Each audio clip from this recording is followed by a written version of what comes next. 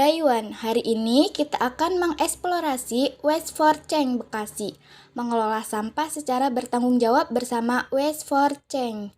Waste for Change adalah perusahaan pengolahan sampah yang bertanggung jawab melalui pendekatan Zero Waste. Di Waste for Change, sampah organik dimanfaatkan untuk pakan black soldier flea, atau bisa kita sebut lalat tentara hitam. Kemudian sisanya diproses menjadi kompas. Plastik tak bernilai dijadikan RDF, fluff, dan dikirim ke pabrik semen sesuai program pemerintah terkait bahan bakar jemputan padat. Waste for Change berkomitmen mengurangi jumlah sampah agar tidak berakhir di TPA dan di lingkungan. Sebanyak 3-5 ton sampah kemasan datang setiap hari ke Waste for Change. Tiba di sana, kami dibagi dalam 2 kelompok besar untuk mempermudah dan mempersingkat waktu. Kelompok pertama akan ke dalam kantor dan mempelajari profil visi dan misi Waste for Change. Kemudian, yang kedua juga mempertanyakan keresahan terhadap sampah di sekitar kami.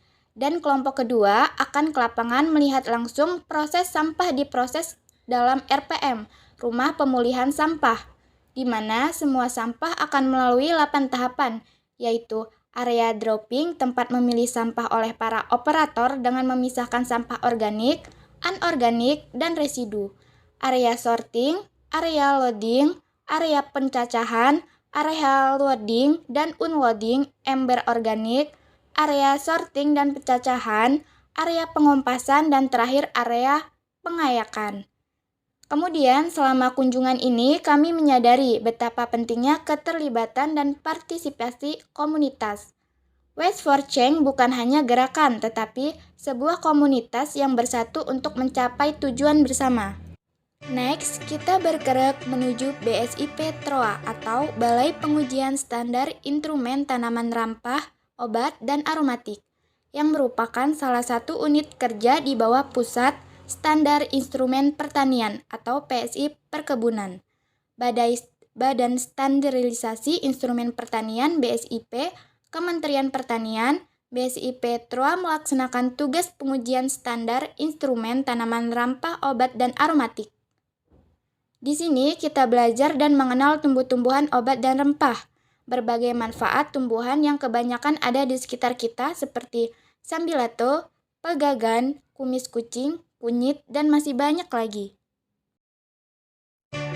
Daitu, hari ini kita akan mengajak kalian dalam petualangan seru ke Kebun Raya Bogor dan dilanjutkan menuju Museum Zoologi Bogor.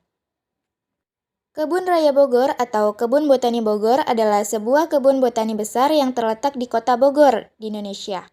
Kebun ini dioperasikan oleh Badan Riset dan Inovasi Nasional. KRB ini terletak di pusat Kota Bogor dan bersebelahan dengan Komplek Istana Kepresidenan Istana Bogor. Setelah mengelilingi KRB, kita lanjut ke Museum Zoologi.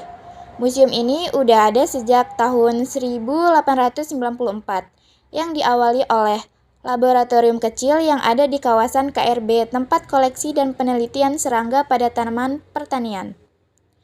Seiring berjalannya waktu, peneliti berkembang meluas ke berbagai jenis fauna lainnya seperti ikan, moluska, amfibi, reptil, burung, dan mamalia.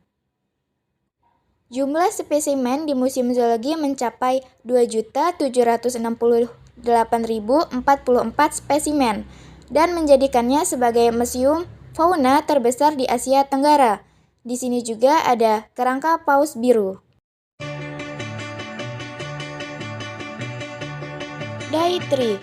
Next, selanjutnya hari ketiga kita ke Orchid Forest Cikole di Lembang, yaitu hutan pinus yang sebagian fungsinya diubah menjadi destinasi wisata alam yang disebut-sebut sebagai taman anggrek terbesar di Indonesia. Dengan luas lahan 12 hektar atau hampir dari 6% hutan yang ada di Kecamatan Lembang, dan terdapat lebih kurang dari 157 jenis bunga anggrek yang telah dibudidayakan. Selain menyajikan pemandangan alam yang asri dengan udara sejuk, terdapat berbagai spot foto yang instagramable serta berbagai fasilitas dan destinasi yang beragam. Di Orchid Forest, kami mengamati berbagai jenis anggrek yang ada di sini, seperti ada anggrek bulan, anggrek endemis Jawa, dan anggrek dari negara lain, yang berbagai tanaman lain selain anggrek dan masih banyak lagi. Setelah dari Orchid Forest, kita lanjut ke UIN Bandung. Tempat terakhir yang kami kunjungi adalah UIN Sunan Gunung Jati Bandung, yang terletak di Kecamatan Ciburu, Bandung, Jawa Barat. Setelah pembukaan dan seremonial, kami diarahkan ke laboratorium untuk melakukan praktikum mikrobiologi untuk menguji fisiologi mikroba, menghitung jumlah sel bakteri secara langsung dan tidak langsung.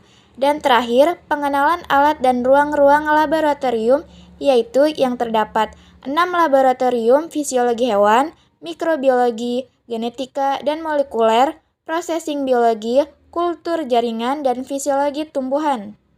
Demikianlah laporan saya tentang pengalaman kerja lapangan saya. Ingin mengucapkan terima kasih atas semua pihak yang telah membantu, terutama pada teman-teman saya. Semoga video ini dapat memberikan gambaran yang jelas tentang kegiatan lapangan. Sekian dan terima kasih.